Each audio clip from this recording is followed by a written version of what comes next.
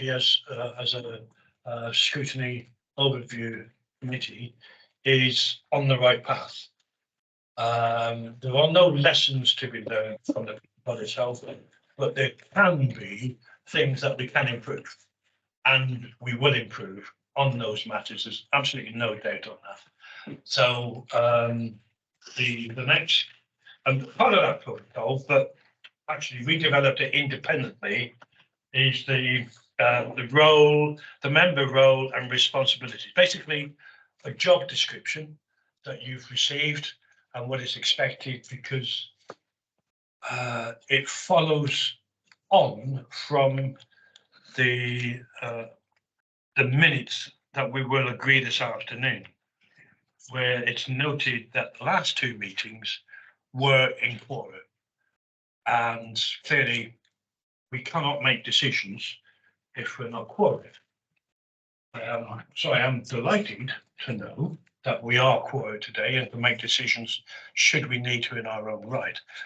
But the job description reinforces what we believe we require as members of individuals when they accept appointment from respective authorities.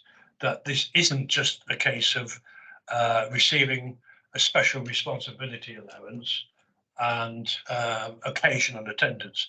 There is a real need for participation because you are representing your authority, but I'm talking to people who are attending anyway.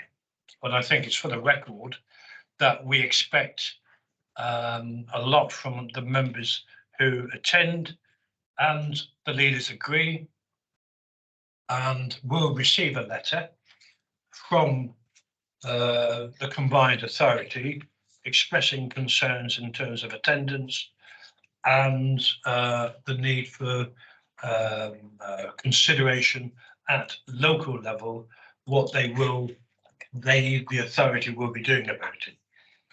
And one leader was quite clear, well, if I've got a problem, I'll replace that person. So that's a paraphrase, didn't quite say that, but that's what he meant. So the leaders are on board.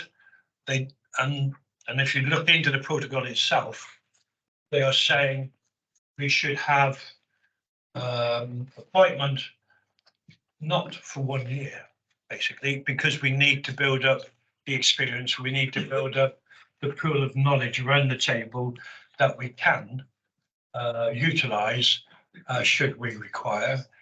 It also emphasises the point of getting alternative or additional information from organisations such as universities. We had a very good example of that with the air quality mag, where Birmingham University gave a presentation, and that presentation will be coming to the next TDOS committee in January. So we picked up the attendance of meetings, the role profile and the lead profile and the knowledge briefing. So I think with that, there's nothing else for me to say. Any questions? I see none. So moving on then to the minutes of the 30th of October, including the action log. Are they agreed? Great. Okay, look, wait a minute, I haven't finished yet. Looking at the action log, which is what you were going to say, have though, and I'm again looking at Lindsay or Dan as to whether or not those actions have been resolved. How? I haven't had a briefing on the passenger support services provided at bus stations across the region. I have had a telephone call telling me about the ongoing development of supporting passengers at Wolverhampton bus station. I was going to have a follow-up to that, but that hasn't taken place yet. I hope that it will be taking place in the future. So I don't think it should be classed as done, because it isn't, not yet. So actually, Do we need? We need another column in here, don't we, to show that the action has been achieved. So then it can then be archived, and I don't want it to disappear, but it can be archived. So it's a fair point. Mary, and then I'm not going to ask Lindsay about the other three. Mary? Like you just suggested, maybe do a red and the green if the action Fine. hasn't been Rag done. status? Yep. Okay, we'll take that on board. Yeah, we'll do that. Yeah. Fine. Lindsay, are there any matters here that one is due February, a 6-monthly report on devolution, and a briefing note, suitable mode of transport, item 3. Thank you, Chair. Item 1 is following on from a discussion within your members' briefing session this morning. And so far, members have been offered knowledge briefing sessions, feedback, and also a couple of external courses run by the Centre for Governance and Scrutiny. And I'll be working with James, who you met earlier today, on a rolling programme going forward. Item 3, I believe that's outstanding at the moment, unless I'm corrected. I see Carl is in the room. Yes, it's been done. I think there may be some admin issue. We've certainly seen it and signed it off, so it is available. So we're coming around shortly after this meeting. It may be stuck in someone's inbox somewhere. If we could get these things out prior to TDOS, it would help. All right, so that because these are actions of a previous meeting, and I want to move on to today's business. All right. But so the 3 items, all 4 items, then we need a completion date to ensure that they've been actioned, and then we archive to ensure that we've got a record of further decisions. Anybody else? Okay. Move on. Next item is item 5, and this is the HS2 cancellation report. And it's Toby giving a presentation. We have a number of, how many presentations do we have this afternoon? Quite a few, 3? How many are scheduled to deliver a presentation? Okay, I'm just mindful of the amount of time that can take. So Toby, over to you. Yes. Okay. Thank you very much, Chair. This is an update on the announcement from the Prime Minister on the 4th of October at the Conservative Party conference on HS2. I suppose just a reminder of what we thought we were getting initially until at least 2 years ago. That was the full HS2 network on the screen. Phase 1, Houston to Birmingham, 2A to Crewe, 2B west towards Manchester, and also a connection to the West Coast main line onwards towards Scotland at Wigan, and the eastern phase of HS2 to Leeds with a connection to the East Coast main line at York, with further connections to enable travel to Sheffield and Chesterfield. So that would have given us a huge number of benefits from the West Midlands perspective, being based at the heart of what would have been the new high-speed network. It would have brought most of the northern cities to within an hour of the West Midlands, and in the case of Manchester, considerably less, cutting journey times to both Manchester and to Nottingham in half compared to the current status quo, and would have the least significant capacity on the existing network, not just south of the West Midlands towards London, but also on those parallel corridors out towards Yorkshire and up towards the northwest and Manchester. So following the announcement on the 4th, this essentially shows what we've got left with at the moment. We've definitely got the section from Old Oak Common to the West Midlands, the line in dark blue there, which is under construction. We are hoping that the tunnel section between Old Oak Common in West London and Euston Station, where the tunnel station is being enlarged, will go ahead, but certainly the Prime Minister has made it clear that that will be subject to private finance, not public finance being achieved. We have an HS2 line then that was designed for 16 to 18 trains an hour, and will probably now only accommodate half of that for the foreseeable future. We have also, as I say now, lost the section to Crewe. That was important. I'll come on to that later because that would have completed the bypass around the West Midlands and given us a core part of those release capacity benefits. And the section on towards the northwest of the link to Crewe had already been cancelled in June 2022, with the section to Manchester again being part of the Prime Minister's announcement in October. On the eastern side again, we'd already lost the leg north of the East Midlands to Leeds in November 2021, around 2 years ago, and the section between Birmingham and the East Midlands Parkway, although it wasn't part specifically of the Prime Minister's announcement, we've had subsequent confirmation that that section is also now cancelled, and that's the one that would have given us the 26-minute journey time to Nottingham.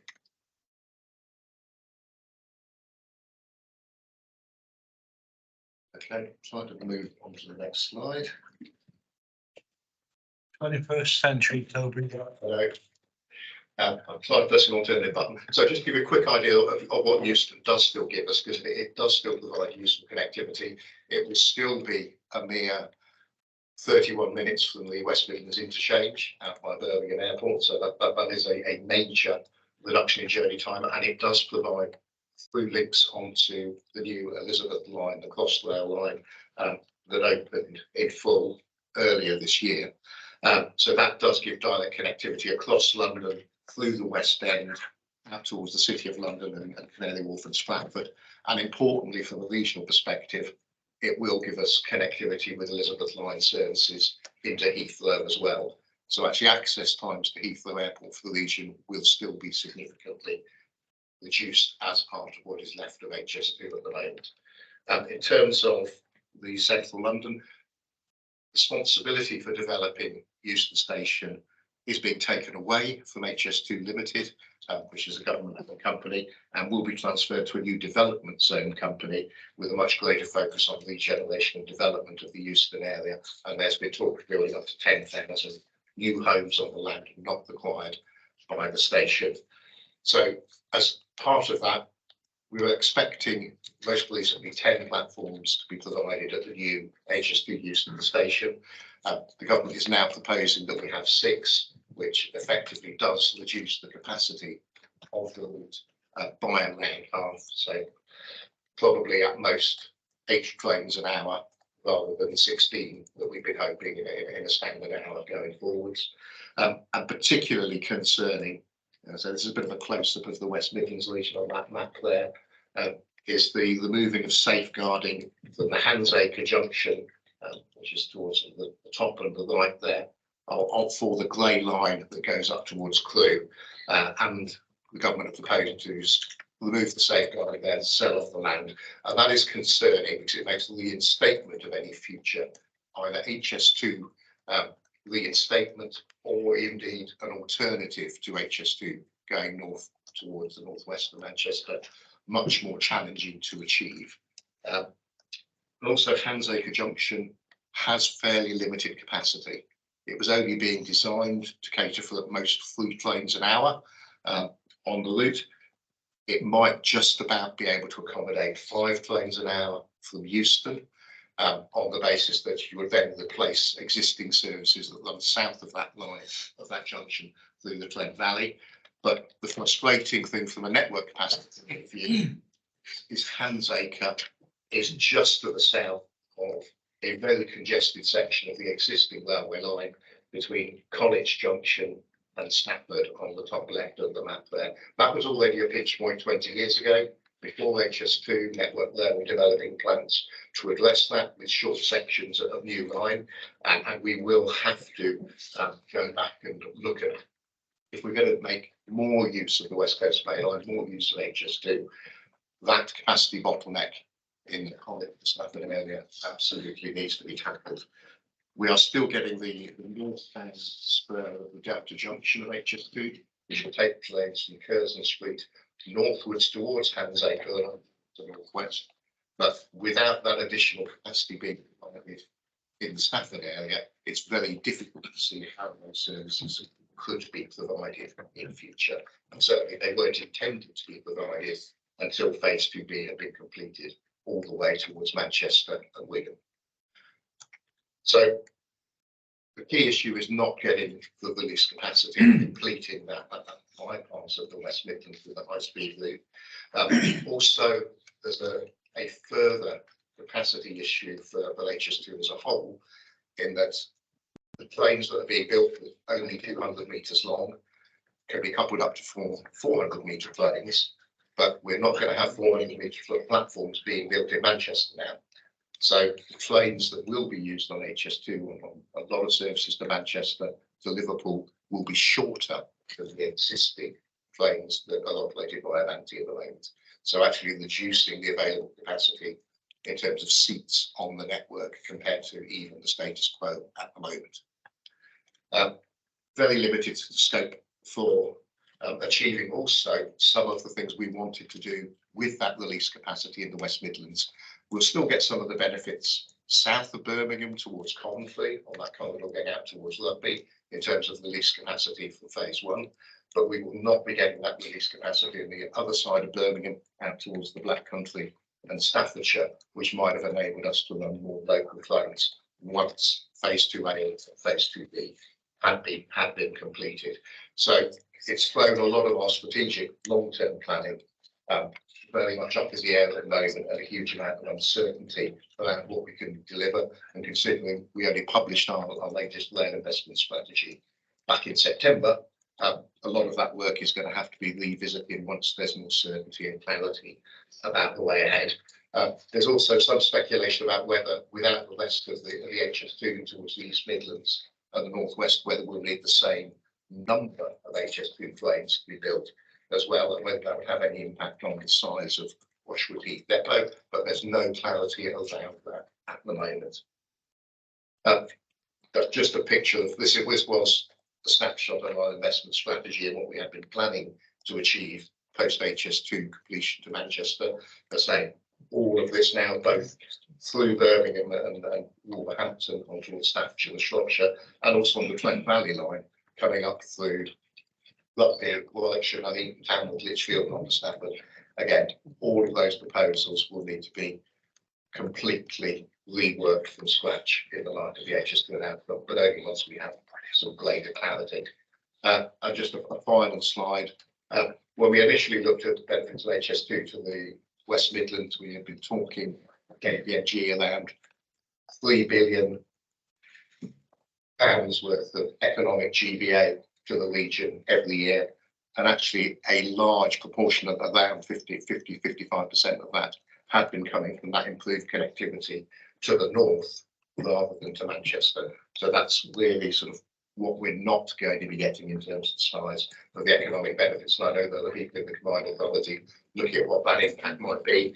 And I know we're talking about Network North shortly, but I think that the key message is, whilst there are a large number of schemes in Network North being mentioned, none of these, either individually or collectively, replace the strategic transport network that we've lost between the West Midlands and the East Midlands and the Northwest of England. So I shall leave it there, Chairman, and happy to take any questions. Thank you, Toby. Tim, as lead member of the MEG, is there anything you wish to make comment on the station? Thank you. No, Toby, for those of you who don't know, who weren't able to attend the Rail MEG, Toby did a very extensive discussion both on this and the Midlands Rail Hub at our last MEG meeting. I'm sure if anyone wants any further detail and the slides and presentations from that MEG meeting, Toby would be happy to go through that with you. But obviously, it's been shortened down in this meeting because we went into it for such depth. And if Toby had gone into it as deeply as he did at the MEG, we would still be here an hour and a half later. Fair point, because this is such a revealing paper, it raises more questions than gives answers to. Carol. Thank you, Chair. Rate limiting factors for going from the West Midlands up to Manchester. The length of the trains will actually, for HS2 trains, will actually be shorter, so there'll be reduced passenger capacity. And the number of trains per hour that can get through the bottleneck junction, will it be 3 or 5? Yeah, thank you. I suppose the existing trains that we have between the West Midlands and Manchester won't be affected by this decision. But they're already, some of them are quite short anyway, the cross-country trains. We're trying to get those lengthened in the short to medium term. It's primarily about the trains we would have got had HS2 been completed to Manchester, where we would have had 200, 400 metre long trains. The similar ones coming up from London as well. So they would have thought, as a network, they would have given significant additional network capacity that we're now not going to get. And so the second question. So given that we're the comparison is in what we hope to get compared with what we will get. So we're now going to get significant less capacity to carry passengers for 2 reasons: the size of the trains and the number of trains that can get through the pinch point junctions. What I remained unclear of was whether the rate limiting factor was 3 trains per hour or 5 trains per hour. Yeah, the junction at Handsacre, just north of Lichfield, was designed for 3 trains an hour. The view appears to be from the Department for Transport in the they put out that it could accommodate 5 trains an hour on that section, which would appear to be reasonable. But those 5 trains an hour are probably already committed to being trains from London to the northwestern Scotland. So it'll be quite difficult to squeeze any of the Birmingham Curzon in that route without any additional capacity upgrades compared to what HS2 has previously proposed. So it could happen if there's additional capacity investment either in Handsacre Junction or College Junction in the Stafford area. We might be able to get a couple of extra trains through there, but not given the status quo at the moment. Martin. Yeah, from the extra Midland Rail funding that this decision has released, can you confirm that Castle Bromwich and the line up towards Sutton will benefit? We'll be able to go forward with those. That's probably sort of the next paper in terms of the network. We'll pick that up then. I don't see anybody at the moment, but I'd like to ask a couple of questions. And your history within the presentation isn't quite full, is it? Because HS2 originally was to go to Europe. And I mean, I was able to persuade Coventry of that fact at the time because Coventry was opposed to HS2, but we accepted the importance of being able to get to Europe. So, because we wouldn't catch HS2, would we? Unless there was something on offer, because we've already got a very good 3 trains an hour service to London in less than an hour. Which raises my next point in terms of capacity, because at the time it was argued that West Coast Main Line is at full capacity. Therefore, we needed another line. And now what we've got is the West Coast Main Line and HS2 having a number of units going to Birmingham and then proceeding on. And you mentioned Handsacre, but I don't understand, bearing in mind the history of the need for HS2, how we're going to get 2 lines into one beyond the north of Birmingham. So that is one issue, and of course, the other issue I wanted to raise has gone completely out of my head, but I will come back. But any comments on what I've just stated? Yeah, I think that's fair. I think we are essentially putting two lines into one that hands over the existing West Coast main line and the new one. And north of there, I think you'll only be able to get a service onto HS2 by taking it off the West Coast main line south of there. And in terms of, yeah, I remember us objecting to the removal of the link towards the high speed one, or the Channel Tunnel rail link, as it used to be called, around about a decade ago. And that was de-scoped at a fairly early stage in the HS2 project, unfortunately. It was important at the time for it to be accepted. The second point, on page 13 of our documents, on 4.2, you've got an uplift in the Combined Authority CRSTS budget, subject to confirmation. There is a paper that we'll be considering later, but that raises a question in terms of the future funding benefits from the cancellation of HS2. Subsequent questions have been raised, and apparently there is a piece of paper signed that says the monies from HS2, the cancellation of HS2, are available. I'm not sure if you're the right person to ask, but what does that mean in brackets, subject to confirmation? I'll pick that up for you. So the paper that's follows the agenda on Network North was actually sent round for information. It's not actually on the agenda. Sure. And it was at the Combined Authority Board where it was discussed. Following the cancellation of HS2 North, it's released an amount of funding that's been set out in the Network North document in terms of what it's being going to be allocated for. In the case of the West Midlands, there's an amount of money which has been provided into CRSTS. Thank you. So some funding brought forward into CRSTS 1, which would support some of our capital investments around the Metro and at Arden Cross, as well as other funding to support additional bus service improvement plan monies, additional highways maintenance monies, and also allocations around CRSTS 2, which is the second 5-year investment period from 2027 to 2032. And that sets out how much, about £2.6 billion of further investment.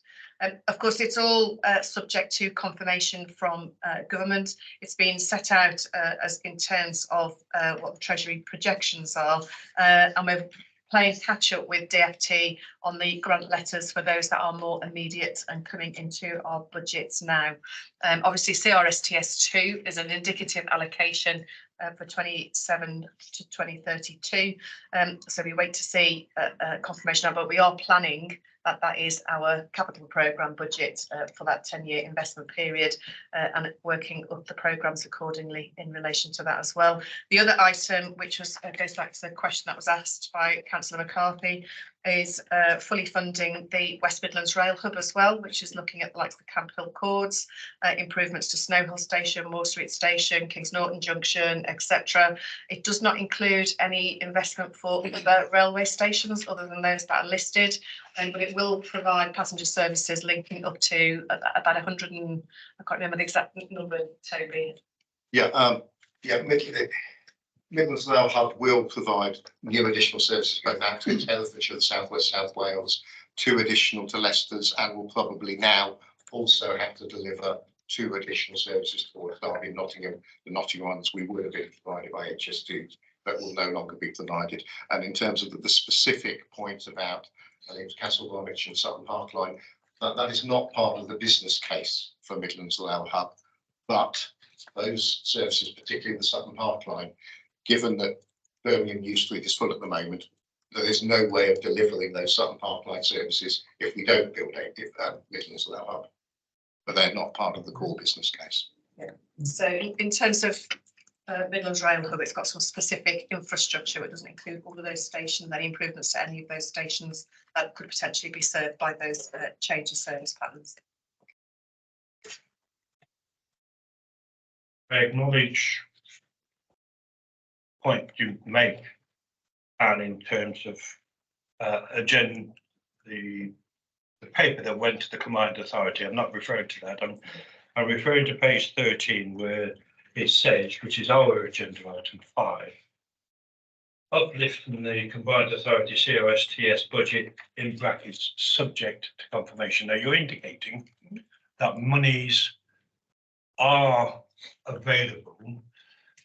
Is the future funding package that is quite exciting and will be of benefit to the West Midlands? There's absolutely no doubt on that.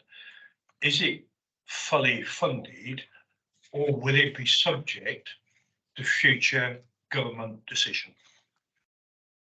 So CRSTS 1 is fully funded to 2025, including bringing forward some CRSTS 2 allocations, 100 million towards existing Metro and Arden Cross developments. CRSTS 2 is an indicative allocation of 2.648 billion.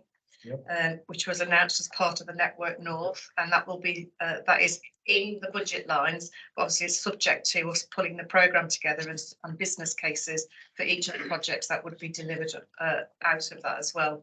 So the indicative allocation is there. We've agreed at the CA board level that we are programming for that 10-year investment period. Obviously in CRSTS 1 we're currently in delivery of some schemes, the development of others. Those ones that are being developed now will be delivered as part of CRSTS 2 and draw in funding. And we've got to work with all the local authorities to make sure that we've got the full 10-year programme. We're starting to look at CRSTS 2 investment programme.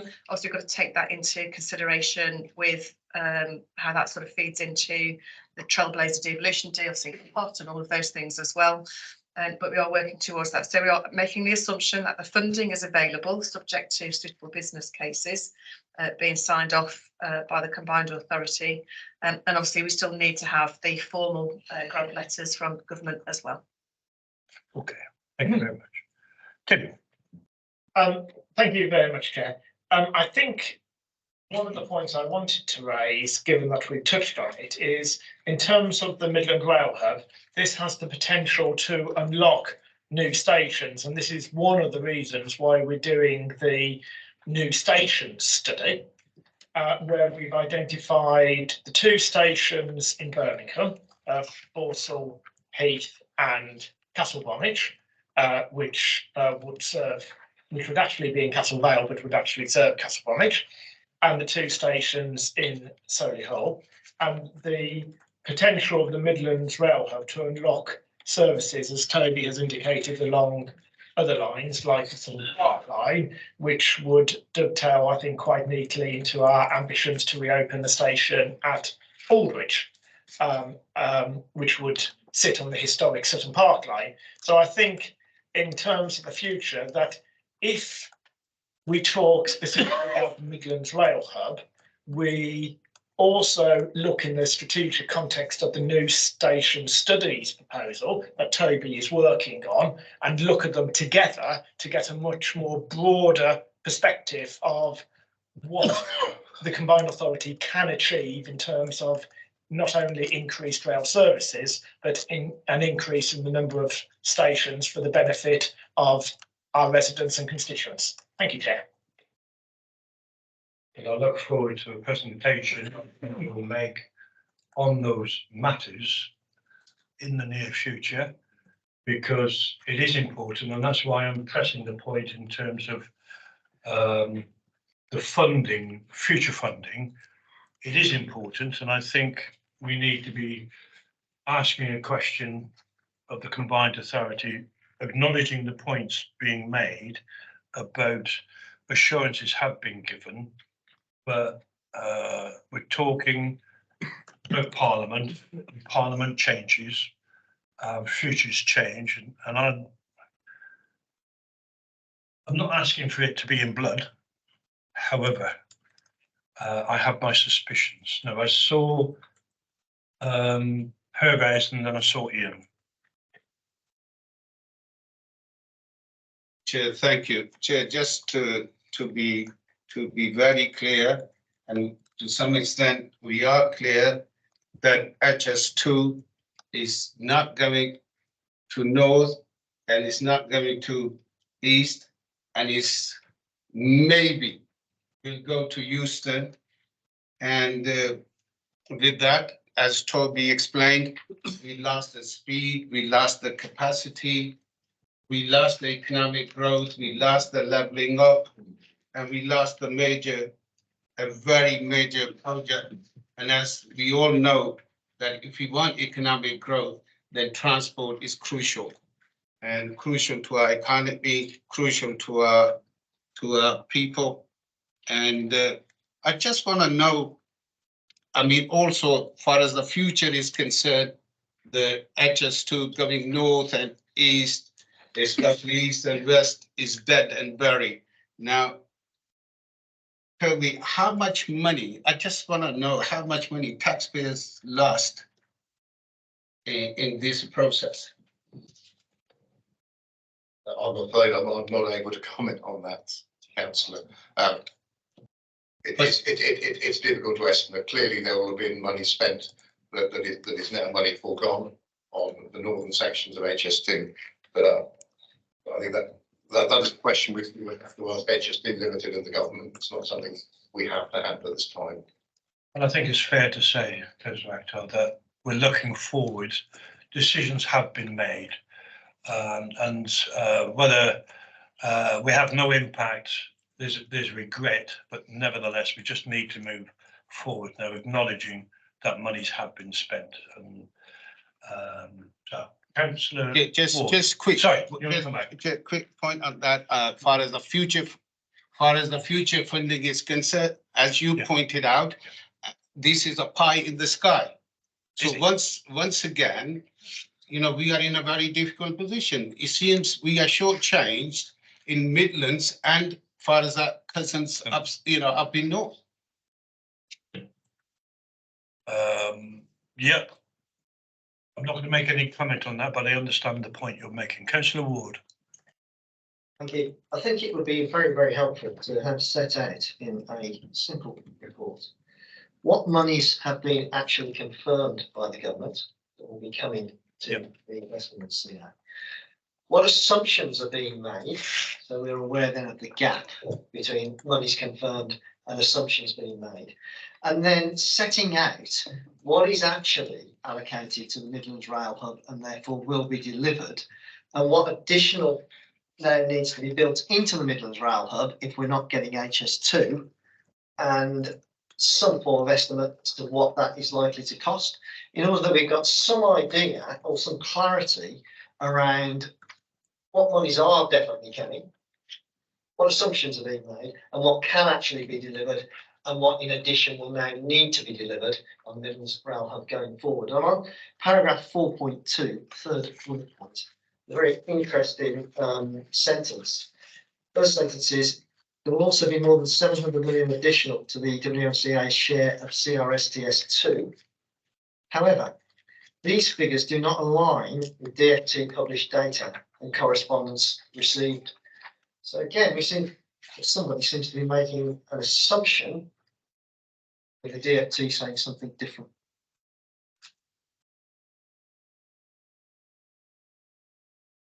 I see no one else. Can I think you've summarised very well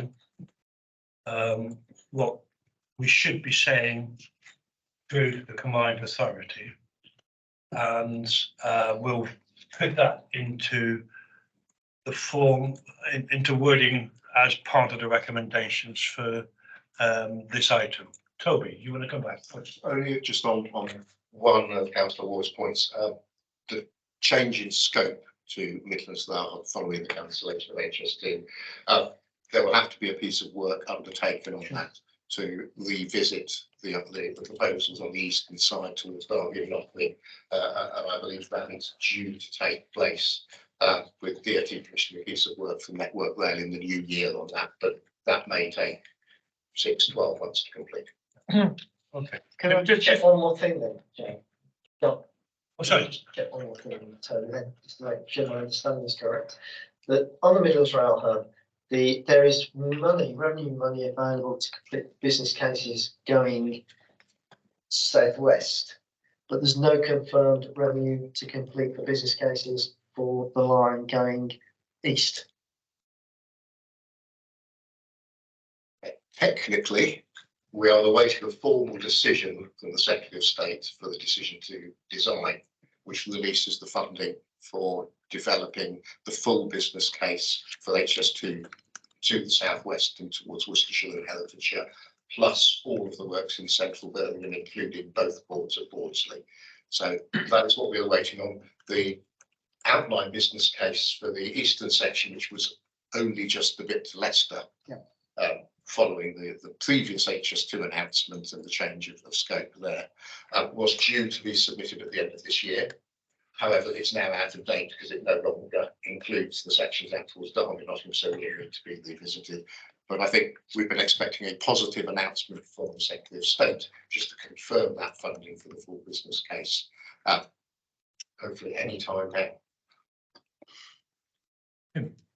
Well, just on that point, I was going to say, if we look at this is not our paper, but the WMCA board paper, item agenda 12, it does specifically reference in colours 2.19 and 2.20 what is happening in terms of the outline business case, and that the work on the Midlands Rail East section to Leicester will need to be revised as just outlined by Tony. So for members' benefit, 2.19 and 2.20. Hope that helps, Chair. Yes. But it does indicate, actually, I just want to have a brief reread of it. The boat, I can't find the wording now, but the currently unfunded re-signalling and so on, it raises a lot of questions. And when Mr. Rail says that strategic, let me get the actual quote, strategic planning is up in the air, it raises lots of alarm signals that we need to be appraised of to ensure that we're doing our role as scrutiny. So it would seem to me that this is something that you and I, Tim, need to have a conversation perhaps outside the meeting as to how you could perhaps lead with your Meg on this matter. Okay, Carol. So with your permission, I'd like to draw attention to 2.112. That is the bus service improvement plans. When the present system of funding for buses was first envisaged, it's page 17 for us, 149 on the agenda, it's that document. It was envisaged that only 10% of bus services would need subsidy by someone like the Combined Authority. In order to keep our bus services running as they are now, we will be subsidising the buses by 60 million for 2023 to 24. That's 33% of all bus journeys will be subsidised by the Combined Authority. Now, looking at the reallocation of funding that's in this document, there is for 2024-25 allocated 16.6 million revenue funding, which can be used, if I understand. Carol, I'm going to have to stop you because we're talking rail and the cancellation of HS2. You can raise this matter in the next item, but we've got Pete Bond who will be in a position to respond. All right, so please hold it until then. I want to concentrate on the rail aspect at this stage, okay? Okay then. All right. Anybody else? Can we therefore look at the recommendations where we're asked to note the report and consider further recommendations? And I suggest we pick up the way Ian worded it. We got the gist. Ian was comfortable with it, yeah. And that will be part of the recommendation going forward to the Combined Authority. Are we agreed on that? Yep. Thank you very much. Right. The next item, we'll hold on to your point on the combined authority document, Carol. Agenda item 6, which is future bus policy delivery options. And that, I believe, is Mr. Bond, who's the, oh, there you are. You were very dark then. Thank you, Chair, and hopefully the Hope your kids are okay. yeah, apologies for not being with you in the room today. So yes, had a rather poorly household over the weekend, and it's spilled into the week, unfortunately. Yes, that's been one of the key ingredients. So just a quick, Steve Hayes is in the room with us as well, so he will take the item as we go through, Chair.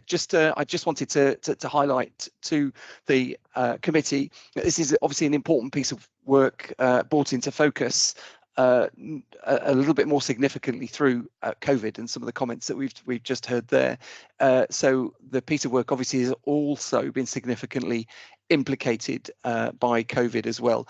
But this today is really around highlighting the timetable towards a major decision point by the Combined Authority Board in July 2024, but ahead of a discussion with Mayor and Met leaders in January 2024 as well. So although Steve will take us through the details of it, but this is really about seeking views of the committee in relation to the bus options work, which for the record is different obviously to the network retention and funding piece, but nonetheless understood they are interlinked. So with that, Chair, if it's okay, I'll hand over to Steve. Okay, Stephen. Okay, hi everyone. So the report intends to update members on ongoing assessment, as Pete says, to determine how bus services should be delivered in the Combined Authority area. So back in 2019, the Combined Authority adopted its vision for bus, and that established some long-term objectives for better bus services in the region.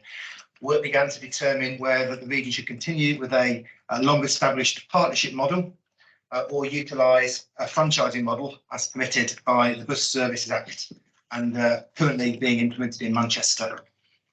That work was paused for a while during the pandemic because there was significant uncertainty around recovery.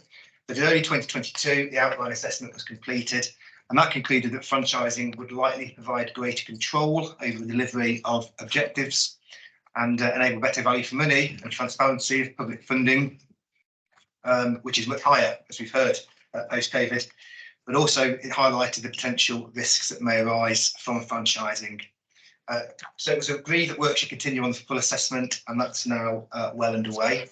I just wanted to spend a couple of moments just explaining what we mean by franchising. There is a lack of understanding of what franchising means. Within a franchising model, the private sector still operate the services, albeit that is under contract to local authority. So essentially, Transport for West Midlands would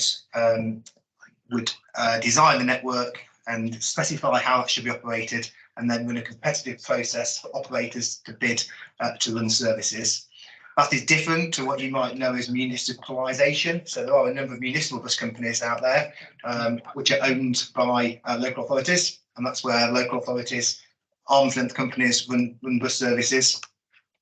The Bus Services Act actually it prevents local authorities from setting up new municipal bus companies. However, it does leave a door open to potentially purchase existing bus companies. So that's something that can be considered as part of the work. Operators have been inputting into the assessment. We've had lots of data being gathered over recent months about operating costs and revenue, because if a local authority is taking the revenue risk, we need to understand what that means.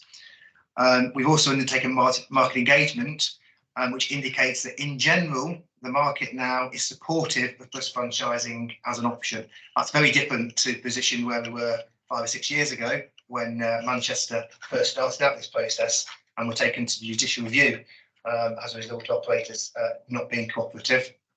A very different world now. Actually, the market do see opportunities in the franchising model.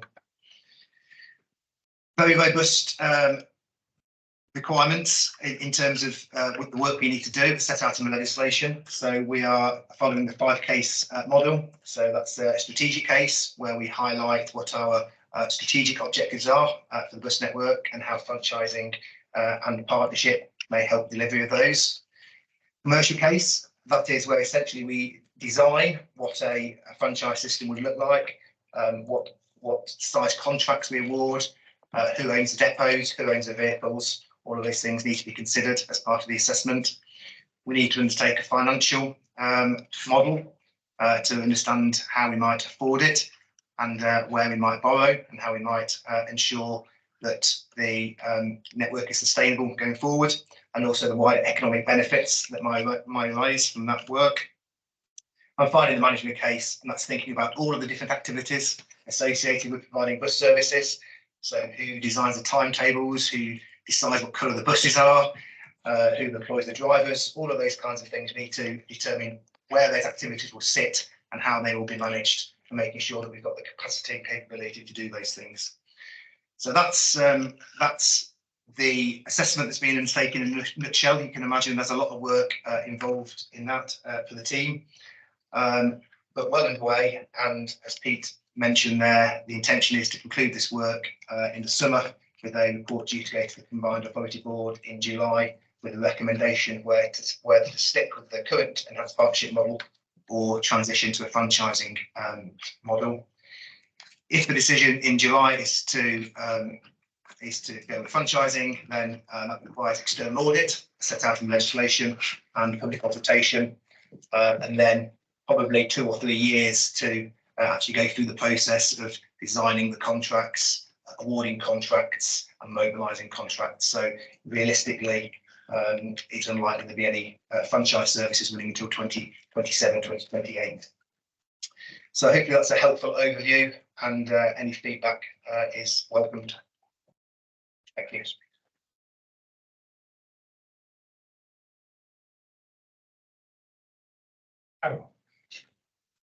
Joe, thank you for the opportunity to in part carry on from where we were before, but also it is an introduction to where we are now, because you said really realistically we're looking at a 5-year timetable before franchise buses could be on our roads.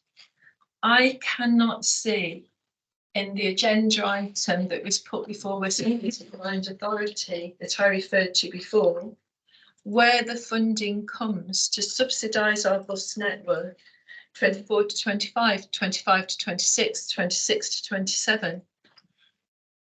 I mean, £60 million is what is needed to subsidise and keep a third of our buses on the road 23 to 24. I cannot see where the 60 million is coming from. 64 to 65, 65, 66, 66 to 67. And I think this is a really serious question that we need to have answered. Stephen, Pete, who? Do you want me to tell them? Yeah, by all means. So, yeah, really good point. Pete, you might want to come in a moment as well. But yeah, you're absolutely correct. So in terms of the franchising assessment, that is a long-term approach, and it does not solve the funding issue that is on the horizon for the years that you just mentioned. We are in discussions with the DfT about potential further funding that might be coming forward, as released from HS2, as we heard in the previous item.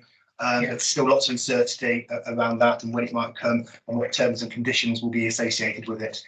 So we've got a commitment at the moment in terms of the existing pot of money that operators signed up to maintain stability of the network until the end of 2024, so this time next year. But after that, you're quite right, there's a need for further funds, assuming that the commerciality of the network doesn't get back to what it was pre-COVID, which I think is unlikely, given the inflationary pressures that the industry is under. I don't know, Peter, have you got anything to add on that as well? Just Chair, if I might add to that, I think that when you introduced the paper, this is actually the key reason why setting out that the bus options work is separate to that wider work and transition. Those theories and the pieces about the interim arrangements, I think there's something really important about what we have today and why the future options what actually is being assessed, because the network as we have it today, and we. Oh, no.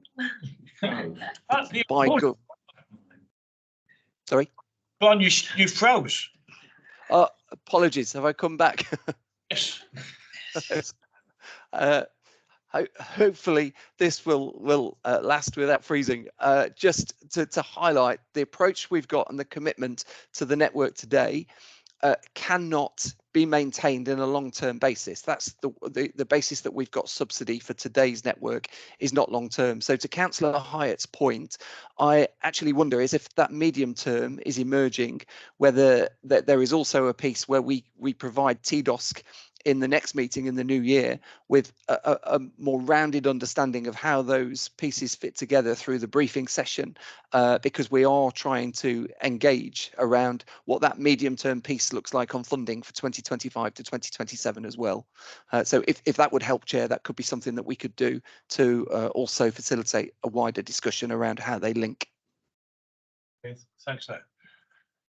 Do you want to raise the you want to raise the issue that you raised on the rail matter again, or seek answers on the matter you raised? No, that was the matter that I was referred to the agenda item 12 for the West Midlands Combined Authority. That's fine. And led on to the next agenda item, which was buses. Yeah. So I was trying to wait until the discussion on trains had stopped before giving that bridge between the two. But you'd appreciate, I wanted us focused on the rail. Completely.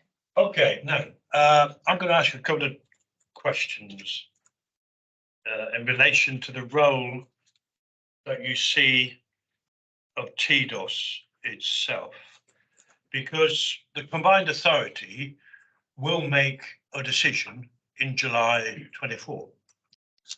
I believe they will be saying, well, has Scrutiny looked at this, and what are they saying? So what are the proposals to involve TDOS in those deliberations of a recommendation to combined authority in July? Shall I try and come in there, Chair, and see if that works? So today, in terms of this report, is seeking views in terms of to the combined authority through Mayor and Met leaders in January around the bus options piece of work as well. However, that is the start of the conversation, not the end of it. So through the process as we lead up to July, we anticipate that the full cases will also be shared with TDOSC, and that further comments will be sought on the full cases as they emerge from the consultant's piece of work as well. So I think with that in mind, we'd be seeking views today from TDOSC to Mayor and Met leaders in terms of this piece of work and where we are today, but also a follow-on in the new year. If I may come back,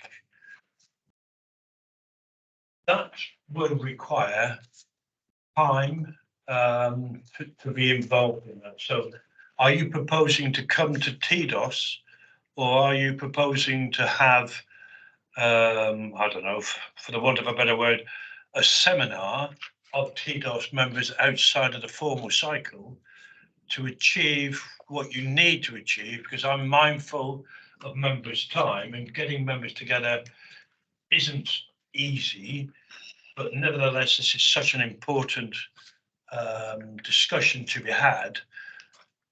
And equally, and I know we've got people in Manchester who are have participated, but can we have in those discussions with TDOS committee the lessons learned from Manchester? Just let's not invent the wheel. Yes, I think yes is the answer to what you're asking, Chair, and I think that might be in a few prongs. My suggestion would be that for the next TDOS briefing, we bring forward the wider piece as a TDOS briefing, so that we, if you like, set all of these pieces of the jigsaw out together. But I think also within that piece of work, we would probably seek to to agree with TDOSC the way in which there will probably be several points to that communication, whether it be from other authorities and directly from us as officers. So I think we could set that out and agree a process through the January briefing. If you could send that outline timetable to Dan, Lindsay, ASAP, we'll consider that at my Monday briefings and then go out to members with a likely timescale. Thank you. Any, right, a few hands went up there. I saw Robert first and then Tim.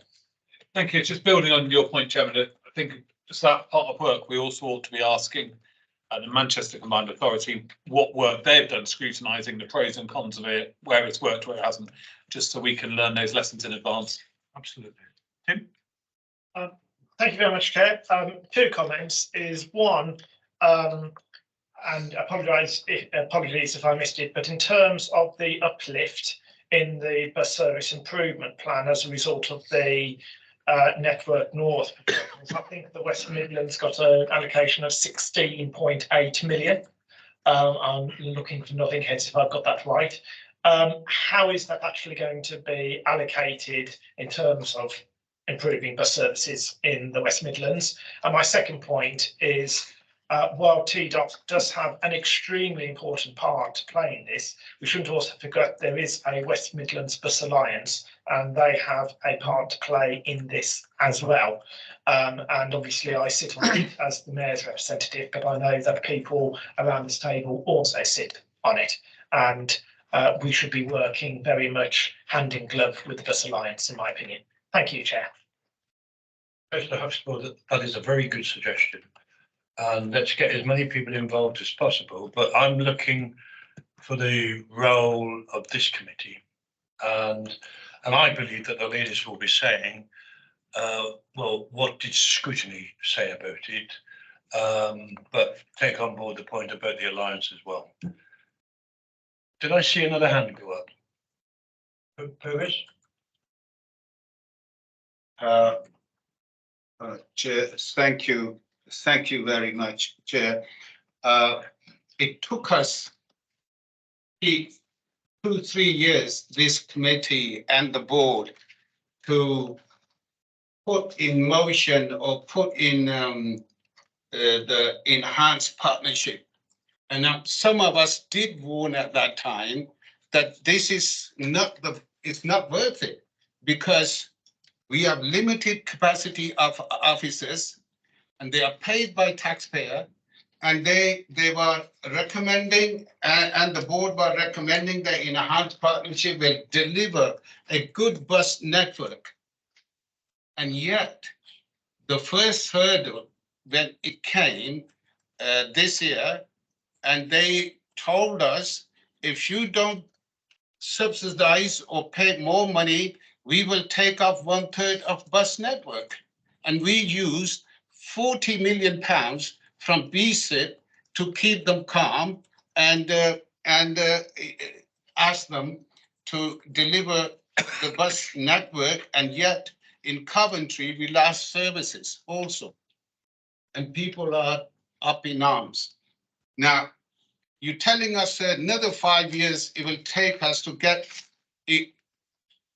franchising into motion and to implement if our board approves it.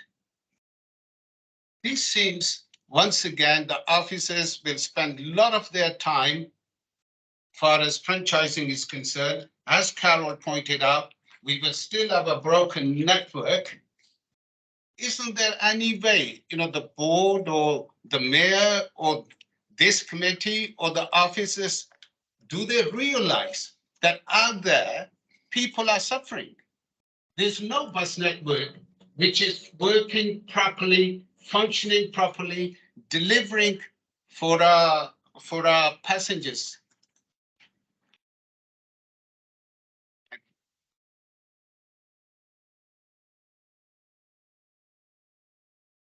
Hey. just I hope this signal's doing okay, and apologies if it breaks up. So picking up the points as has been mentioned, and Steve, please come in if I get any of these wrong. But on the firstly, just to pick up on the matter of the bus BSIP funding and the 16.6 million, which has been mentioned a few times. Although we have been allocated that funding from government, we as yet don't have any terms and conditions around it. But through both the Bus Alliance, as mentioned by Councillor Huxtable, and through Transport for West Midlands, we are working on what the allocation of that funding would go to support in terms of the BSIP and the outcomes and the strategic outcomes for the region. So there is some work underway on that, and that will be part of the information that we are able to update TDOSC in the wider briefing in January as well for the briefing session. In terms of the EP itself, I think, I mean, what I would also point out is that if we hadn't got the enhanced partnership in place, we believe that we would have faced significantly greater challenges in terms of the delivery of the network. And I absolutely respect the fact that there are some ongoing challenges to delivery as well. But actually, we do that by using the mechanism that we have in place, we are trying to get that up to standard. And actually, through the funding agreement that we have put in place for this year, we are able to hold operators to account in terms of financial funding for those services that don't operate for the first time. And that's come through the devolved settlement from government as well. Is that the franchising timeline is around the based on historical experience, so there may be some speeding up to that. Steve may have something further to add to that. Steve? No, I think that's good, Pete.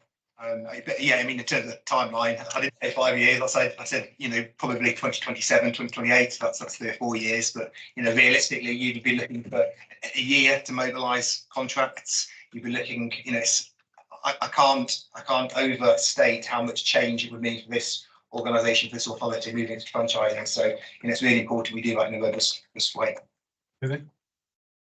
Pete, and Steve, thanks. But one point I was unable to make. So regarding municipal buses, as you know, Nottingham and Reading, they have municipal buses and they're quite successful. Now, under the Bus Service Act 2017, we are not allowed to have municipal buses. So that's a handicap, you know, for our people, for our public. We want to see that the buses run for the benefit of the community. And that is due to the act. Why didn't, you know, officers and the mayor see this and lobby the government or lobby the MPs that this is not acceptable, that since 87, since these buses were deregulated, ever since then to now, we lost so many thousands and thousands of routes we lost, and it failed, the whole system failed. Why have this handicap and nobody seems to knock the door of the government? Pete? Yes, Chair, on that, I mean, just on that point, I was involved with some work with the DFT, Bus Services Act 2017, and we did in terms of, or certainly the department, in terms of the ability and the freedom and ability of local authorities, local taken not to rescind that, but what we have noted since is in the national bus strategy that emerged through that government strategy did advise authorities to be aware of the fact that whilst you cannot establish a municipal operation, you can buy one. I think what that has shown, though, in legal work that we've undertaken to follow that up, is that in itself is not really an answer that prevents you from falling into legal risks and challenges. And there are discussions ongoing, I would imagine, in future acts as to whether the ongoing of municipalisation is something that will continue to be discussed and determined in the future and potentially changed. Okay. Last one, Rivers. Yeah, thank you, Chair. Just I want to ask Pete, in franchising system, once again, we will be, yes, the local authorities will have control over frequency, the routes, and on the fares, but we will be giving out tenders to competing companies. As you know, it's far as Midland is concerned, only one operator have a monopoly. Now, my question is, why should the taxpayer put an infrastructure, the bus stops, the bus lanes, the bus gates, and also subsidizing and paid concessionary or everything to commercial operators, so that taxpayers putting all this money to do all that, just so they can make money for their shareholders? Why should we do it? Just in response to that, I mean, just a key principle to note here is one of the things, I mean, in the West Midlands, we put information at bus stops and provide that information. We do a lot of that under recharge to the operators so that they are we're one of the few authorities that do that around the country.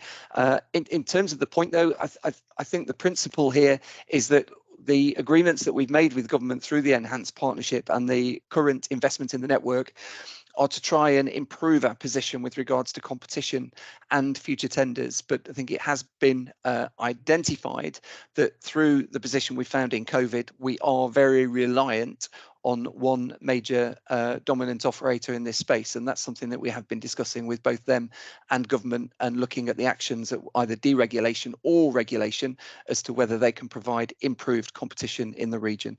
But all the points made by the councillor are noted. David. Thank you, Mr. Chairman. I use the buses every day, so I stand in bus stations, I listen to the views of the customers. And got one particular operator that works for us where the service is absolutely diabolical, but they use stronger language than what I've used in here. You referred to timetables. What's the point of putting them up? They don't stick to them. They're just a waste of time. You look at them. I use the number 74 from Dudley Port up to Dudley, both every 10 minutes, and you usually have to wait sometimes about half an hour. I was in Dudley bus station last week where three buses came in. They all went out empty. Reason why I do not know, but it's really off-putting for the general public to put up with such third-rate service that we've got in the West Midlands compared to the rest of the country. You seriously need to look at it. Now today you've got one of the operators running a bus around, can't do no more than 12 miles an hour, got no blind on the front other than the name of the operator and stuff like that. It doesn't do us credit. So we have people paying the money to them for giving us such a very poor service. Something really needs to be done about the bus service in the West Midlands. I stand there every day listening to complaints about the way the bus service is operating. We really, Mr. Chairman, need to get our act together. We need to get the thing sorted out, because the timesheet scale you're talking about it today, there'll be no bus service left, because people are just absolutely fed up with such a bad service we're providing. Thank you. I understand the passion that you presented that particular point, councillor. But can I say it's within the West Midlands? It is not the West Midlands. It's not an example across the West Midlands, because services are available that are to be commended as well. But I understand the point you're making, and I'm so pleased you didn't mention the bus operator. Thank you. All right. Peter, anything you want to add? Just in terms of, I'm aware of some of those local service issues that Councillor Stanley has referred to, and just whilst not to take up time here, but Councillor Stanley, worth you noting that following our conversation on Friday, that the officers involved will be reaching out directly to you on and respond accordingly.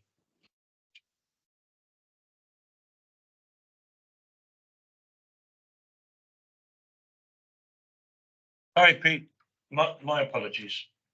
David, are you okay? Yes, I'm okay, thanks, yes. Anybody else? Robert?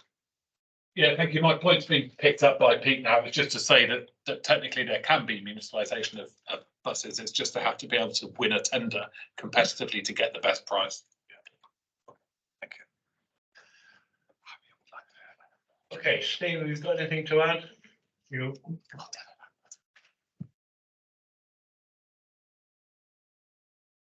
Looking at the recommendations, which are on page 23, there's items 1 to 5 are we agreed? So we'll to note. Just want clarification, Pete, on the timetable for TDOS involvement. If that could be put down as on item 5, but that's to be clarified. It would seem to me that it's such an important issue that we would need a separate meeting other than TDOS to do the work justice. Right. Okay. Agreed, Chair. Noted. I take quiet assent. Moving on, item 7, page 31, draft safer travel plan. Kerry, over to you. Thank you, Chair. Referred to the, I'll just work my way through the paper as it is, just so that the community are aware. This is an update with regards to the safer travel plan, which comes to an end in March of next year. This is an update in terms of progress towards that new plan, and we'll bring a more fuller update in July 2024 to TDOS. So in terms of the background, the current safer travel plan expires, as I've said, in March 24, and the draft safer travel plan for 24-27 has been developed with the full involvement of all interested parties by the Safer Travel Governance Board, which is held quarterly. Extensive consultation and discussions have taken place over the last 6 months with those members to develop and agree the new themes for the plan. So the key themes are based around feeling safer, and that's aspiring to a vision where all users of the public transport network, whether passengers or employees, feel safer to use the network. We're looking to reassure passengers and staff that the network is a safe place, and we'll demonstrate what we do and what we plan to do to make that network feel safer. Secondly, we want the network to be safer, and we will deploy safer travel resources across the network in response to crime and antisocial behaviour and crime pattern analysis. We will maximise all the powers that are available to us and the appropriate interventions. We will maximise the presence of the Safer Travel Partnership team, including further development of our transport safety officers. Third theme is around staying safer, implementing sustainable long-term approaches to improve safety, committing partnership staff to improve the experience of female users of the network in support of the violence against women and girls agenda. Listen to the passenger and staff groups to understand and respond to their concerns. You said we did. And ensuring we communicate our activities on a regular basis to encourage passengers to use the network. And we will utilise evidence-based research to enhance and develop the partnership. And finally, it's about a connected network, and we will maximise the use of all available technology in assisting us in delivering that plan, maintaining and are developing our extensive CCTV camera estate, and continue to develop the use of drone technology and review existing data sharing protocols with transport partners and local authorities.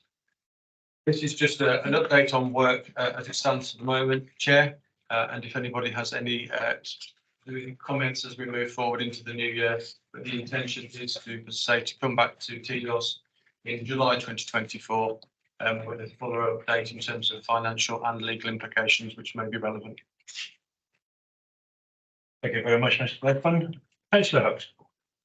Thank you very much. And I'm sure when officers do papers that they make errors to see if members actually read them. Because it says here on the TDOS update, wordy and duplicitous. Now, I'm assuming that the word duplicitous is not the correct word and we meant duplication. But I think it needs to be corrected formally. I feel somewhat embarrassed because that mistake was picked up in our MEG meeting and it hasn't been corrected. So very well spotted, and thank you for your attention to detail. Councillor McNicholas did pick that up, so I do apologise. Okay, we're on the same page too. Yeah. Councillor Oden. Thank you. Got a couple of things to pick up. First, under the developing a new plan bullet point, that picks up, is actually going to be a reduction in the number of PCSOs involved in doing this going forward. Which is disappointing, but does suggest then there needs to be, as this work shapes, something that's done to work out how's that gap going to be covered. Then the other part of it is there's enough, I think the recommendation is for an update back in July 2024. Obviously, at that point, policing will have come under the Mayoral Combined Authority, and I think that provides an opportunity to actually do the piece of work that's sometimes been missing in the past. So connecting how people are safer on transport with then how they're safer once they immediately get off transport. So connecting ordinary policing with the transport policing into a more unified plan. So perhaps if that can be timetabled as part of that work next year. Thank you.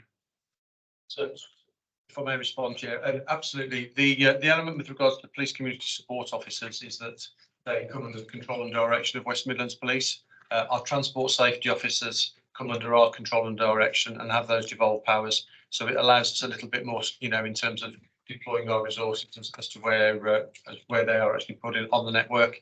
And you're absolutely right in terms of the opportunities that will bring in terms of narrowing the gap between on and actually on the network and actually when people travel to and from bus stops.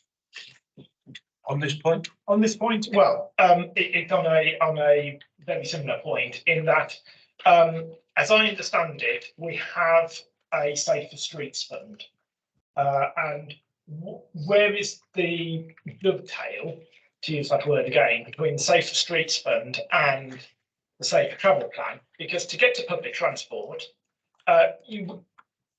users have to actually walk along the street to get to the public transport from their homes or their offices or from their place of study or anything else like that. If they don't think it's safe to walk along the street to get public transport, they're not going to use that public transport. So if we make the streets safer near major transport hubs or around major transport hubs, and we know that we have CCTV camera coverage of our bus stations, our railway stations, key critical locations in public transport, for example, Cottage Local Centre, I believe. How do we influence that in terms of the Safer Streets Fund, Chair? I suppose that with the latest bid that was through the Police and Crime Commissioner's Office, there were a number of bids that were put in by West Midlands Police in terms of those local policing areas.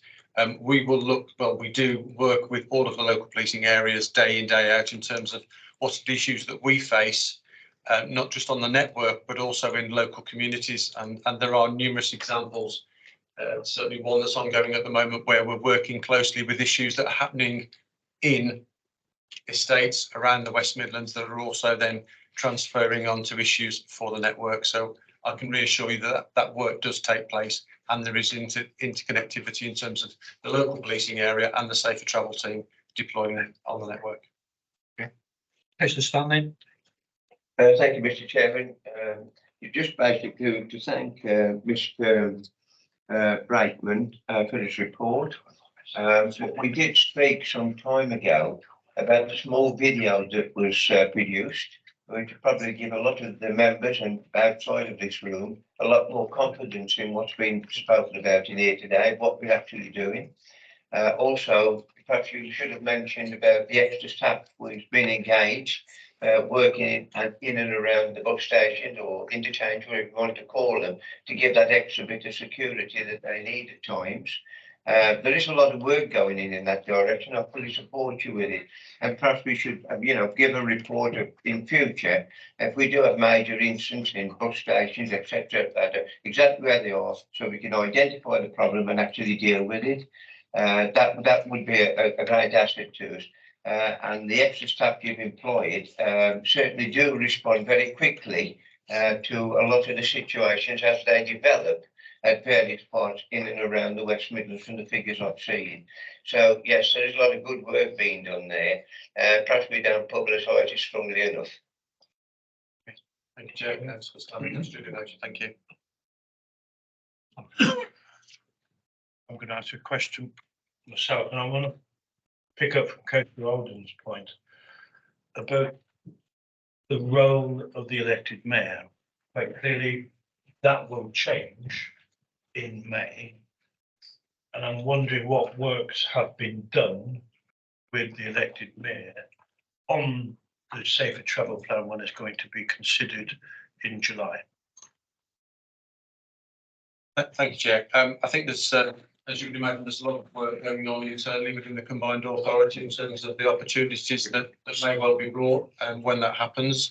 I think it's something that we were mindful about not publicising, or sorry, about agreeing and publicising the safer travel plan at the moment because of the fact that there will potentially be opportunities for a more aligned deployment of resources and a commitment to the safer travel team. So nothing specific, but there are some wider pieces of work that are going on within the combined authority to identify opportunities for greater alignment of these resources.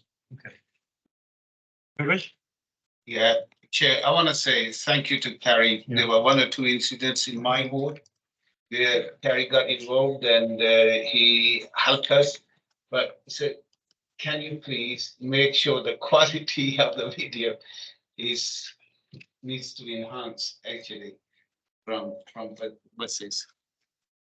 Yes, that's duly noted, and that's a regular conversation with our operators in the West Midlands. Okay, so in terms of the recommendations 1 to 3, are we agreed? Bearing in mind we're going to be getting a further report in. So sorry, I almost forgot Councillor Chulman's maiden speech. Thank you, Chair. I'm new, so it's easy to forget. 2 very quick questions about the final bullet point on page 33 under section 3.1. Continue to develop use of drone technology. Whose drones is the first part of the question, and then review and improve existing data sharing protocols. Who will scrutinise those new protocols? Can I just ask that? Thank you. Certainly. So we have our own in-house Transport for West Midlands drone team that has been operational now for about 13 months. We use the drone team for a number of examples in terms of traffic monitoring, operations across the network. We've used them recently in with regards to congestion and live streaming. We've covered some of the footage of the installation of the Knife Angel on behalf of Walsall Council for their information. So we're just at the very beginning of our journey with regards to drone and drone technology, but I am the accountable manager, and if there's anything you'd like me to send you in terms of briefing, I'm more than happy to do that. Data sharing, we have existing data sharing agreements with our operators, as you would imagine. Our CCTV control room is regularly audited every 12 months to ensure that it is compliant with British Standard 7958, to ensure that we ensure data protection, not only from CCTV, but also like body worn video from our transport safety officers. So there is regular scrutiny to ensure that we are compliant. Okay, good. And I'm certain members will pick up this opportunity to go and see the unit because it'll be quite interesting. Right, so we shall perhaps arrange that. Okay, the recommendations today 1 to 3. We're receiving a further report. Remind me again, Kerry, when will that be? July 2024. Thank you very much. All right, so we agree. Thank you very much. Next item 8. Is this you, Kate? Me. Who is it? Perfect. Thank you, Chair. Chair, this is the financial monitoring report, reporting year-to-date income and expenditure up to 30th September 2023. The year-to-date revenue position to 30th September 2023 reflects a favourable variance of £2.2 million to budget. The key variance for this is savings in the concession budget, which continues to be transferred to an earmarked reserve for transport risks. There are also a number of in-year staffing and operational savings. The second financial forecast for the 23-24 financial year is being finalized and will be reported to WMCA board in January 2024. It is expected that this will show that revenue item is still on track to be balanced at year end. As to capital budget, year-to-date capital expenditure to the end of September is £206.3 million, which is £54 million behind the year-to-date budget. £47 million of this variance relates to TFWM schemes and £7.4 million relates to schemes being delivered externally by local authorities. Within the TFWM schemes, as previously reported, the key variances are across metro, rail, and data and digital schemes. Where timing of works has moved back compared to budgeted assumptions. The most significant variance is in relation to the Birmingham East Side Metro extension, which is showing a £16.5 million year-to-date underspend due to rescheduling of works. An update paper on this scheme was taken to November WMCA board, outlining the next steps following the changes to the HS2 schemes and program. Externally delivered schemes financials for both year-to-date and forecasts are informed by return from local authorities, which are projecting £17.4 million reduction in full year spent against budget. And with that, I hand over to Kate. Thank you very much. Thank you, Councillor Akhtar. Nothing more to add on this other than just to remind members, obviously we have got the budget scrutiny session on Thursday, leading into the draft budget being laid before in January 24/25. Thank you. Any questions? Harold? Bearing in mind comments about real-time information given by the transport portfolio holder, I'd like to draw attention to, let's see, what page is it? Page 45. Where we've got real-time information actually spent is 19,000 at the top. But, the budget was 91,000. By the end of the year, £584,000 are expected to be spent. I wondered why there were delays really, the project getting started.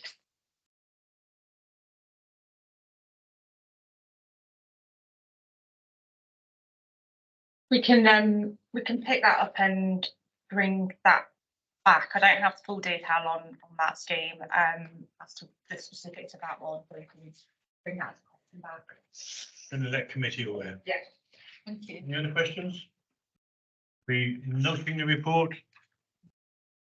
Yep, agreed. Item 9. CRSTS quarter 2. Who's that? Oh, hello. So yes, this is the quarter 2 monitoring report for our City Region Sustainable Transport Settlement Programme. As I'm sure most members of the committee know, this is our £1 billion 5-year transport allocation that we received from the government. I'll give a quick overview of some of the key milestones that have been achieved since the last update, and then touch on where we are in terms of Q2 reporting. So we had previously submitted to government a change control request to insert some new projects into the programme that were having funding shortfalls. So these were particularly rail packages 1 and 2, so the schemes in Willenhall and Darlaston, and mostly Kings Heath and Hazelwell. That change request was submitted in February and reported back to a committee, I think, a few months ago. Pleased to announce that change request was accepted by DfT on the 22nd of November, so those projects are now formally included in the CRSTS programme. The other significant milestone that's been achieved is, again, I think we reported last time that there's been an opportunity from DfT for all mayor and combined authorities to have an opportunity to rebase their programme should they want to. And this was an acknowledgement from DfT that inflation was having a considerable impact on scheme delivery across the board, across the UK. We took that opportunity and took that through our board earlier in the year and have submitted that rebase to DfT in October after a September approval at board. We expect that we will get a confirmation back from DfT early in the new year on whether they have accepted that rebase position. The key change in the rebase was, again, the importing schemes that were previously outside the programme cost pressures that had previously been agreed by CA board up to a magnitude of around 160 million. So those schemes were added into the programme. There's also a little bit of movement from some schemes that were originally in, a little bit of funding being switched between projects to make sure those that are closest to delivery have got the funding that they need, as well as a few changes to the delivery programmes. And so we hope to report back to the next committee meeting the decision from DfT on that, although we are very confident that they will accept that rebase proposal. Moving on to monitoring and evaluation, we continue to receive updates from all scheme promoters now in a timely fashion. I think the process has now settled down quite nicely, so we're getting good quarterly reports back from scheme promoters, passing those on to central government. And where we are at the moment in terms of Q2 is we have approved around just under half of the funding for the programme, 503 million. We have spent 161 million, so that's slightly less than originally forecast, but I think with the new schemes being added into the programme for rail package 1 and 2, that will accelerate delivery of spending over the next the remainder of the financial year. Number of activities taking place in terms of scheme business case being submitted over the last 3 months that you can see in 6.4. As some of the key risks that promoters are coming back, I think are not really won't be a surprise to most members of the committee. So budget risks is the biggest one, and then schedule risks and operational risks related with the delivery of some of those projects. It's also worth the committee noting that around half of our projects are slated to finish in the final year of delivery, so we do have quite a back-ended programme. The announcement we fixed earlier, the Network North announcement, and the additional CRSDS funding is very helpful in the context of managing this programme, managing it with that level of over-programming that we've included, and I think does help us get a good 10-year settlement in place and enables us to think quite strategically about what we do with the transport network. A lot coming in the next 3 months. So there's quite a lot of business case activity planned. And I think we will do as we did last year, Chair, come back to the committee with an end of year report in Q4, which will then, once endorsed, go on to CA board. So I will leave it there. Happy for any questions. Any questions? Carol? Oh, go down that way. Well, excuse me, Carol. We'll go down that way. Robert. Thank you. I wanted to pick up about the information in this report around the risks. I think it's completely lacking and insufficient for us to be able to properly do a scrutiny role here. We've got in the appendix, we've got a pie chart for programme risks, which breaks it down by percentages. There is no other information. So you take, for instance, benefits realisation is a 9% risk according to this. There is no information what that means, no information of how we can track whether that's being dealt with, no information of what the organisation is doing to mitigate that risk. So that just isn't sufficient. Then when you look below that, there's the RAG status. Again, no information of which of the ones are green, amber, red, no information of what's being done to monitor those ones to try and mitigate and bring it back. No information as to whether the ones which are on track will remain on track going forward. I won't labour the point any further, but I do think we should be asking for much more information in future reports to be able to properly monitor this as is being asked of us. Yes, and I think I suppose it relates to this is one element of an overall transport delivery programme. These are the projects that are just funded by CRS. So I suppose there's a question about the overall activity and how that is reported back to members in a sufficient way going forward. I mean, to give reassurance to the committee, all that information is available from the quarterly auto monitoring that we do. So we do have a tremendous amount of information on a scheme by scheme level. And I suppose it's finding the appropriate level of information that is useful for the committee to look at. Thanks for raising the point, but it is acknowledged that more information is required so that members can be in a position to ask questions, I think, really. And at the moment, Councillor Alden is saying we're not. Councillor Huxtable. Thank you very much. Well, my first point is directly on that point because, and not to embarrass him, so I'm going to, Sandy used to come with some excellent presentations in terms of capital projects where we were with the relevant RAG rating on them, and then allowed members to actually ask him questions as to where we were. And I took the opportunity to ask them the very detailed questions, as Sandy realises, and it would be very useful in terms of city region sustainable transport settlement if we did exactly that. And I'm sure members who have been on this committee will remember those charts that Sandy actually did, and they were very, very helpful and useful and allowed us to do that scrutiny. The second is, and on Parliamentary 6.4 and some of the goodies coming up, one of the bullet points was park and ride state development, which made me think that if we hadn't done anything as a scrutiny committee on park and ride in terms of improvements to our park and ride estate, have an update from the park and ride estate team. I can't see anything on the forward plan going forward later, so perhaps we might want to consider that.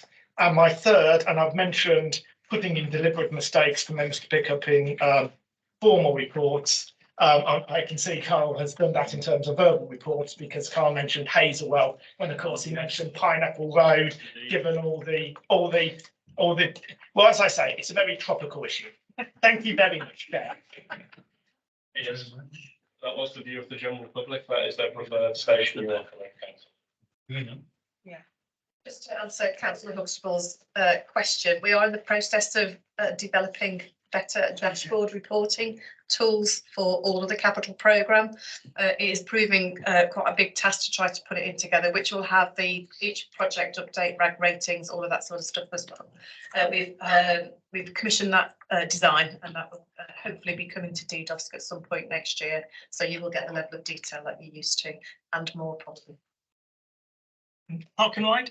Can we aim for Q4? We'll try, but there's a lot to put together. I understand the point, but if we set a target, then we'll have the reasons if it doesn't happen. All right. Thank you. Thanks for raising the point. Martin. So, sorry, was someone going to come back on park and ride? You do. And was an officer going to come back to me on park and ride? I will leave it with the chair to decide on his forward planning agenda item for park and ride, but we can do that. Yeah, no problem. Actually, I think it's an excellent suggestion, and it shows why we do need a provisional date in mind, because items are coming forward thick and fast. Park and ride being a very important one. So thank you for raising it.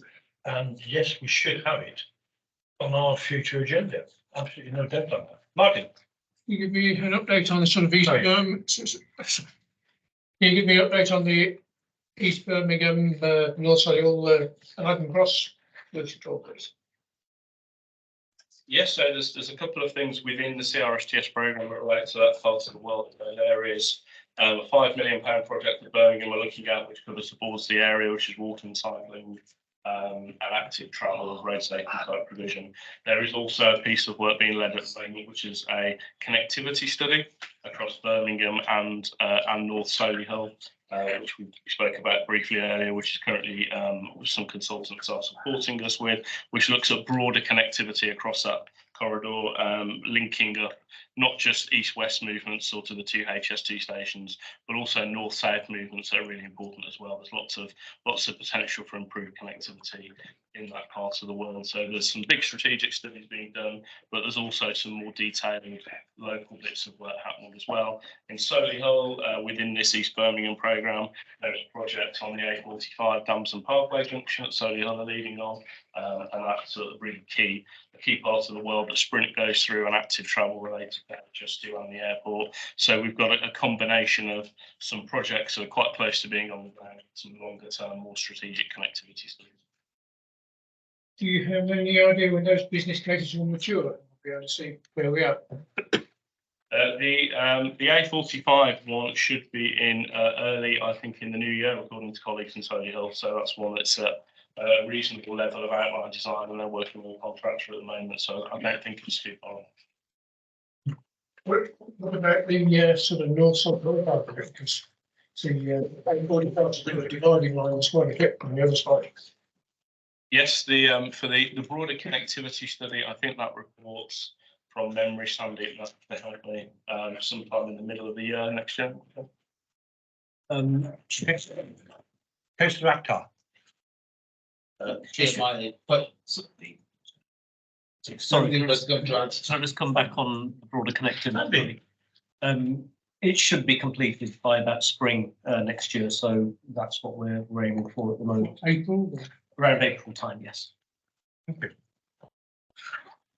Yeah, my question is already answered. Okay. But I want to say to Anne, please, I emphasize for that report, capital program report, right, beginning of this year. And now we were by October, November, I think, if I'm not wrong. But please, if it's going to happen in January, make sure it does happen. Okay. Duly noted, I believe. Yep. Writing it up right now. Okay. Carol, you are very patient. Thank you. My fellow councillor might be interested to know that there is in fact a Save a Space initiative for park and rides this Christmas, where people are invited to literally save their parking space so they can use it and be assured that they will have a parking space during the Christmas rush. This is a very welcome new initiative for park and ride. The question that I have with relate to Chris is about inflation. Inflation is a significant factor if a lot of your projects are back-ended, when the effects of inflation will be most felt. In Wolverhampton, we have got round it by prioritising and finishing the biggest projects first, so that the effects of inflation are felt the least. And the smallest projects are the ones that are back-ended and have been now pushed to the end of the queue. Have you had to do that with your projects, and how are you managing the detrimental effect of inflation? Yes, I mean, largely so. In the summary in table 4.9 sets out the approach that our scheme promoters have taken exactly that case. So an example from Solihull, that A45 junction that I mentioned, is quite a large project. It's quite close in terms of proximity, should be on site relatively soon. And to make sure that has adequate funding, they have removed some funding from projects that were development only or further at the back end of the programme. So we're taking exactly the same approach that colleagues in Wolverhampton have taken, and that was really what the rebaseline exercise was all about. So where possible, trying to keep the same outputs, but acknowledging that actually things do cost more, and where possible, those projects that are close to delivery got adequate funding to enable them to realise the benefits that they're supposed to do. So yes, that is the exercise we undertook as part of it. Right, we're asked in the recommendations to endorse through A through E. Are we agreed? Thank you very much. Item 10. Member engagement groups, progress report. Anything lead members wish to add to the report in front of us? Carol. I'd like to make an addition to what's been reported in the challenge and risks part of the passenger first one. Under communications, where only 2 Birmingham-based home language radio stations were used to share information to passengers about bus services and transport improvements. In the course of a conversation that took place, flagging up the use of community radio locally in Wolverhampton for people who don't use the internet and don't use apps, and using Gulshan Radio, which is a Punjabi speaking, which is a local radio station that a lot of Punjabi speaking passengers use. Our communications lead in Wolverhampton Council noted that it seemed as if only paid for content was being used by the combined authority, because local community radio stations share information for free as a service, and it is quite possible that one of the reasons why harder to reach communities haven't been reached is because the combined authority use vehicles for sharing information where they have to pay to have that information shared. And that's been taken on board by a communications officer, and that's going to be explored further. The second thing to add is regard with West Midlands On Demand, where part of our on-demand service includes Ring and Ride.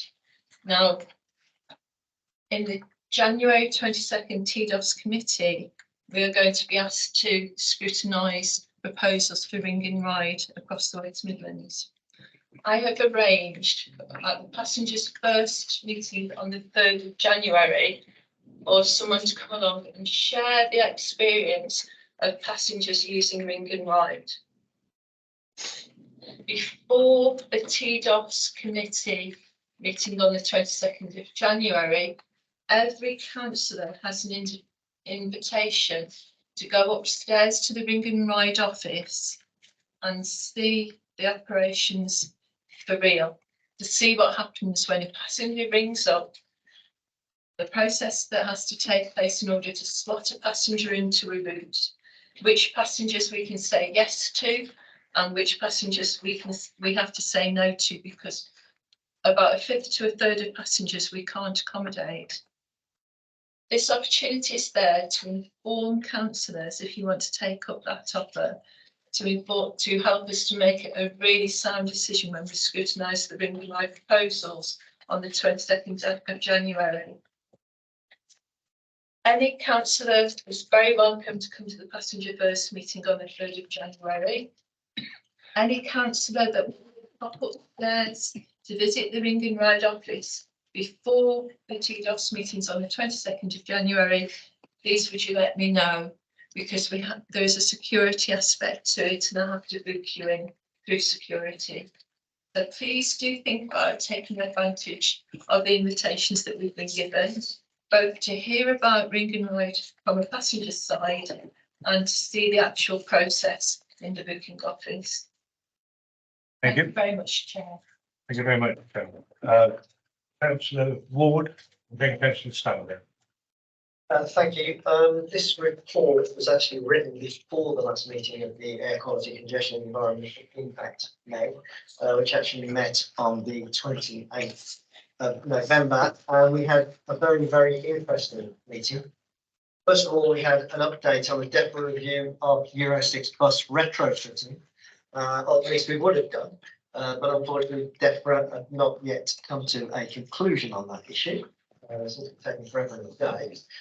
So that we've arranged a further update in due course when we do get into DEFRA. We then had an update on the local transport plan area strategies, and that led then directly into 2 presentations that we invited from the University of Birmingham West Midlands Air. The first one was on air quality and public health, given by James Hall from West Midlands Air. And what came out of that was information that West Midlands Air are able to carry out modelling exercises to predict the air quality impact of things like speed reductions on motorways and main roads, introducing more electric vehicles onto the roads, and the impact on air quality of road closures. So we've asked them to come back to the next meeting, which is on the 30th of January, to give us some more information about that modelling, because I think it's something that might be of interest going forward in terms of improving air quality across the region. And we then had a presentation from Emma Ferranti, also West Midlands Air, on the role of urban design and green infrastructure in separating people away from vehicles and air pollution. And Emma was very much advocating an approach she described as reduce, extend and protect. As a result of this, you yourself have arranged for Emma and David Harris to present at the TDOS meeting on the 22nd of January, because this is an important subject. And I think what we'll see on the 22nd of January from Emma is the interesting information which presented back on the 28th of November, which feeds directly into, I believe, the emerging local transport plan that David Harris is presenting on. And the committee may well feel, predict anything, but it may well feel that incorporating some of the principles of reduce, extend and protect into the local transport plan might be a suitable recommendation to make to the combined authority. Mr. Stanley? Thank you, Mr. Chairman. It's just to say that my MEG is outlined on pages 63 and 64. If any members have any questions, I'm willing to take them. And also to announce we have a further meeting on Wednesday this week. So if anyone would like to attend and ask any questions there, they'd be most welcome. Thank you. The MEGs are alive and well, and I think are doing very good work in developing transport policy and over scrutiny, but nevertheless, we make the recommendations. And I think the use of universities is, oh, I beg your pardon. Martin, I was going to summarise, but be great. Okay, just quickly that on sustainability and active travel, the key issue that we've got is not having shovel-ready schemes, and the number of issues that sort of slow everything down, so that quite often we miss the funding window or whatever. And we looked at putting together some finished group for that, but we recognise that we really run up against the brick wall of shortage of resources probably during this year. Thank you. And you have reminded me, and I thank the leads, MEG leads for this, that it's an open invitation to all members, and I'm referring back now to the scrutiny protocol, in that we are expected to develop our knowledge and expertise to help the combined authority itself. And the MEGs are a very, very good way of broadening that knowledge. Equally, and I was referring to this a little bit earlier, the exciting prospect of involving universities as an alternative source of information. Clearly, they work with offices anyway, but this is a resource that I'm not aware as a member we've ever, as members, tapped into. And when we had Birmingham University give a presentation on air quality, it was, well, you'll see it for yourselves. But it led me to believe, well, actually, we have excellent universities in the West Midlands that we can utilise. So I'm looking to set up a meeting with respective principals, I suppose, just to talk through what the opportunities are for respective universities from Wolverhampton to Warwickshire. So watch this space on that one. And I'm looking at key principle 7 on that, inviting technical expertise. The other thing I want to raise is, you will recall the Q&A session we had with the portfolio lead, Councillor Bird, and he was making points about communications, hydrogen, and real-time information. Now that's a summary of really a lot of information that was offered that day, but I think it's incumbent upon us as the scrutiny lead on transport to set up a task and finish group. We don't have the capacity to do all three. Let me make that quite clear. So I'm recommending that we have a task and finish group on communications and engagement, and that will be chaired by myself, and then we'll use the 6 MEG leads with the vice chair to take that matter forward. We've got about 6 weeks as a deep dive to report back to TDOS, so time is very limited. Meetings are being set up as we speak with communications here, so that is something to take forward. But equally, I want passenger first MEG to pick up the real-time information. It won't be a deep dive, however, it could be the start of one. It could be something. Depends on the work that you're able to do as lead member, utilising your MEG, but don't be held back by the MEG membership. Please progress this as you see fit. That's important. And equally, I'd like air quality, congestion and environment to pick up the piece of work on, I think we've refined it down because we can't do hydrogen per se, it's just simply too big. But we are looking at hydrogen buses. So if you could pick that up and again, report back, that would be very helpful. Okay, are we agreed on that? Yeah. Thank you very much. Which leads me on to the recommendations on agenda item 10. Are they noted? Yeah. We've already done the first item with the paper coming here today. All right. It then moves on to the work programme, I believe. Yep. Is there anything there that needs to be highlighted? Okay, just to add, so you've got your work programme included in your pack and also the forward plan for the WMCA board.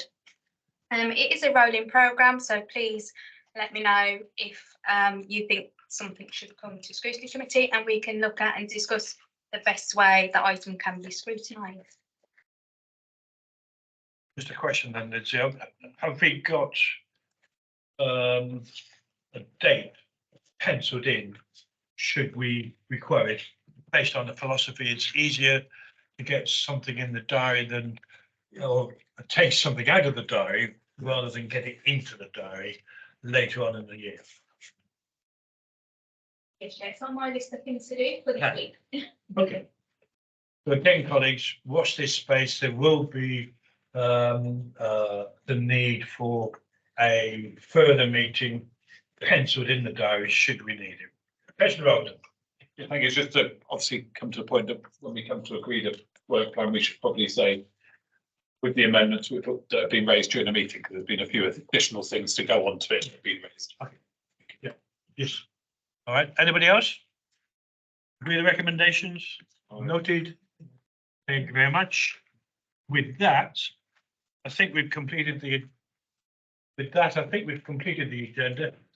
All it leaves me now is to offer season greetings. Steve, I know we're meeting as Q&A this Thursday. Reminder. All right. But yes, best wishes and see you in the new year. Thank you very much. Oh, well done, Albert. It's stay to the end. We have a formal.